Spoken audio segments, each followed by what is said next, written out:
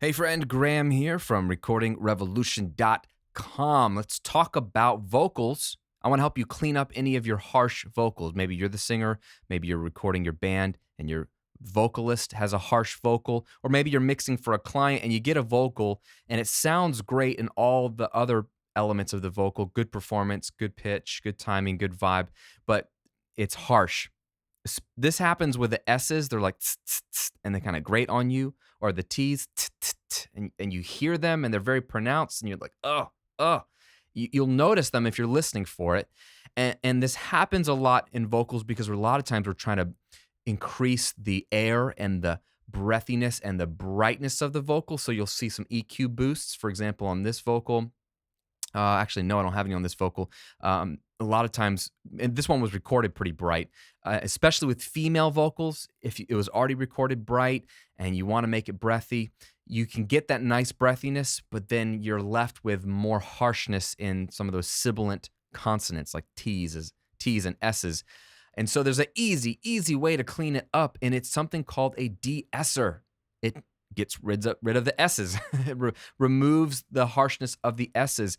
And your DAW, your software, most likely ships with one for free. You can buy them, of course, but if you're like me, I've never bought a de-esser. I have been using the free one that came with Pro Tools for 15 plus years, and I want to show you how it works. So first, let me show you what it sounds like without a de-esser. What does a harsh vocal sound like? And then what does it sound like when it's fixed? And then I'll show you how to fix it with a de-esser.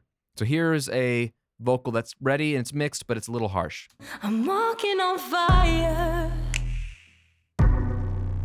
You tell me I don't have to feed tonight. Your mind drunk with desire. Right? So this line right here especially. You tell me I don't have to feed tonight. Your mind drunk with desire. There's 3 T's and then 1 S that's really, really harsh. Listen one more time.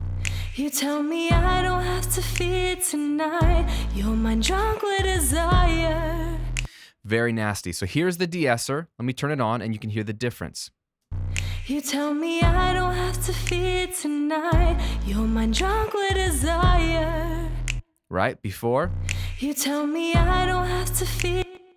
You tell me I don't have to feed tonight. Your mind drunk with desire.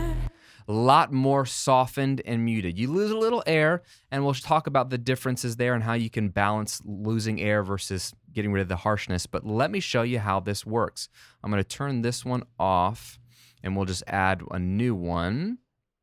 It's usually in your dynamics section, and here it is, de-esser.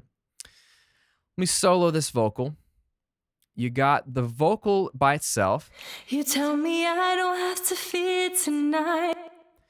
What a de-esser is a compressor tied to an EQ frequency. It's really smart. So it's just a compressor that it can turn down the track. I mean, you could have a compressor turn down everything because basically we want to turn down the S's, but they got smart and decided, what if we had a compressor that listened to the whole track and it didn't affect the track unless a certain frequency was pronounced? And that's the whole idea, is you can find the offensive frequency or frequencies. Yes, you can stack de-essers if there's multiple offensive frequencies, and train this little guy to turn down just the S's automatically. So here's how I like to do it. They have defaults in this guy like female, male, and then it can be the whole track or just the high frequencies. I'll start with female DS high frequencies as a default. But what you need to do is listen. So if you hit the listen mode, then this plugin is going to make you only listen to this frequency. By default here, it's 7K, but we can change it. So let's just loop this little section here. So we're just listening to 7K, and we want to find the most offensive frequency. So 9.2, that sounds pretty offensive. We go lower.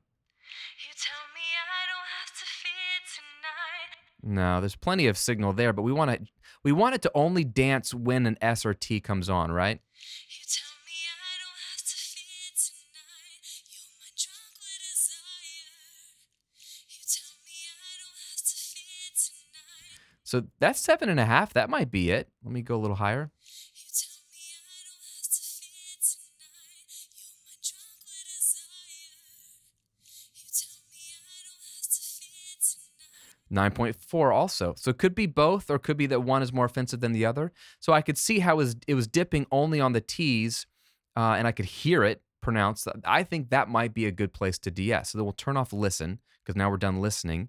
And then this de-esser has a range knob, which is going to control basically like how much are you going to turn down the track when those frequencies are hit. And so this is where you can control if you want it to be more aggressive or a little more gentle. -12 is kind of aggressive, so we could dial it back. -6.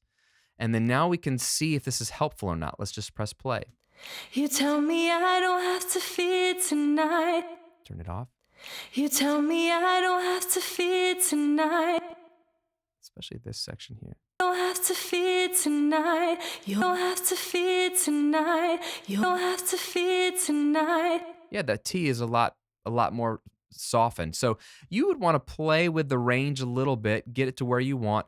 And you notice I chose high frequencies only. You can have the whole track be turned down. You don't have to feed tonight. You don't have to feed tonight. You don't have to feed tonight. So play around with that too until you feel like it's doing what you want it to do, reducing the harshness of the T's, the S's, even some of the breaths, without killing the clarity or integrity or intelligibility of the vocal, because you can tell when a track has been de-essed too much. It sounds like it just swallows up the vocal. But the beauty is you have control of which frequency, high frequencies or all the frequencies, and how hard are we going to push it down? You know, how much are we going to turn it down? How much are we going to compress it? And that's going to be your tool. Like I said a second ago, though, you might find there's a couple offensive frequencies. So if we thought 9.4 was one, this guy, I had it at 7K. So maybe this track needs a little bit of both. So now I've got both de-essers going on. You tell me I don't have to feed tonight. You're my drunk with desire. Turn them both off. You tell me I don't have to feed tonight. So harsh. Turn them both on. You tell me I don't have to feed tonight. And now we've got a much more controlled vocal, which, again, if you want to go even deeper, you could then boost some of the highs after these de-essers, because you'll have a more controlled track, and now you can bring back out some clarity on the back end if you want. There's a lot of ways to work with a de-esser, but this is the easiest and fastest way to clean up a harsh vocal. So 2 things. 1, leave me a comment. Let me know, are you using de-essers in your tracks? If so, do you find that one typically gets the job done, or do you find, like in this case, I'm probably going to go with 2 de-essers? Let me know in the comments below. And if you haven't used a de-esser, let me know if you're going to start using one, or if you've never even heard of one, because this is such a powerful tool. And 2, if you need more help in your mixes, I want you to download my free guide, 6 Steps to a Radio-Ready Song. If you haven't already got it, thousands of students have downloaded this thing because it's just a helpful resource to reference every time you make music. This will help you when you're mixing, but it'll also help you when you're songwriting, when you're recording, even when you're trying to finish up your song and master it to completion so it's ready to go on Spotify. There's a lot of steps in making a song sound professional. Most of us in the home studio are skipping 3 on average, which sounds crazy. Of the 6, most of us are skipping 3. The best of us are skipping only 1 or 2. The newbies of us are skipping 4 to 5. But on average, I'm seeing my students are skipping 3 on average. So I don't want you to skip any of them. So get this guide so you know what all 6 are and see how they work together. There's a bunch of tips and tricks for each step. And what I love about it and how it's going to help you is it's going to give you a step-by-step map. So you have a song idea. You want to share it with the world. What do you do first? What do you do second? What do you do sixth? It will give you that map so you won't skip anything. And it will help you ensure that your song sounds as best as it possibly can, given your skills, talents, and experience at this level. And then that will improve, of course, over time. But every song you've ever heard on the radio, every song you've ever loved has gone through this 6-step process. So it's a never-ending thing, but it's good to have, and it's good to get into your framework. So download it for free at radioreadyguide.com.